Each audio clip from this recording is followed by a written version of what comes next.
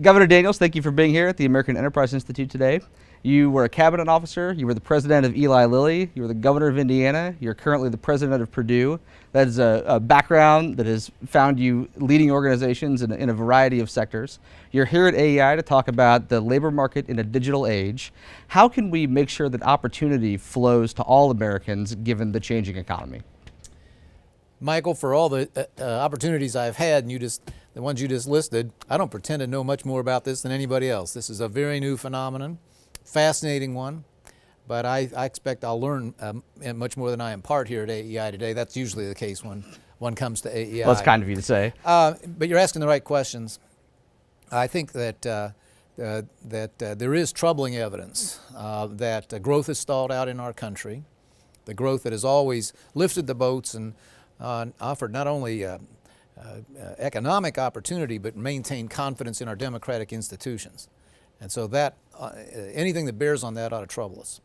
I think that I don't know if eruption is the right word, but certainly the fast growth of the so-called on-demand economy is a phenomenon that has a lot of pluses, but also some disquieting downsides. You know, people, large numbers of people now without the safety net, so-called structures that have been associated with full-time work and middle-class life. I want to ask you about an exciting thing that's happening at Purdue, the debut of income share agreements. Can you tell our audience what that is and why it's important? On the day we're discussing this, coincidentally, Purdue University has opened the window to offer income share agreements to our juniors and seniors. We're going to start there. An income share agreement is, we think, an interesting new option to add to the menu of ways you can finance college. So we have obviously grants and scholarships, but we have government student loans and a variety of private loans. An income share agreement is not a loan.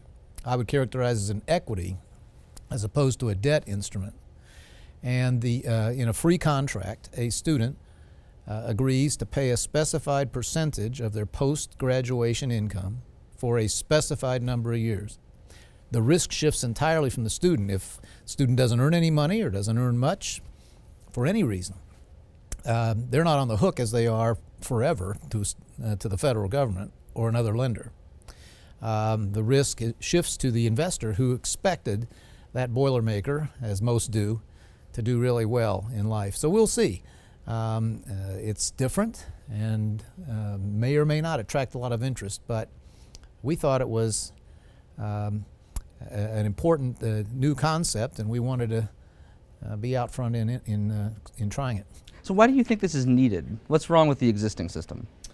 Well, a lot of students wind up with debts they cannot handle. They can't get out of them even in bankruptcy. We now know that this pile up of student debts is associated with the delay of home ownership, the delay of family formation, fewer young people starting businesses than we've seen historically. A lot of really negative societal impacts apart from the burden on the individual borrower. And so something that offers a new alternative to that, we thought was worth a look.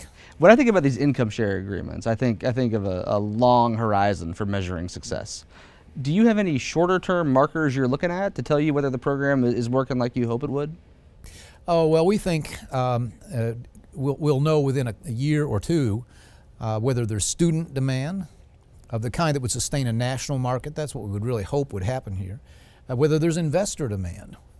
Early indications are very positive on both fronts, but we'll have to see. In the meantime, I can't resist telling you that Purdue University is maybe the only school in America where it's less expensive to go there today than it was 3 years ago. Right. We've frozen tuition. This is the third year of at least a 4-year freeze in tuition.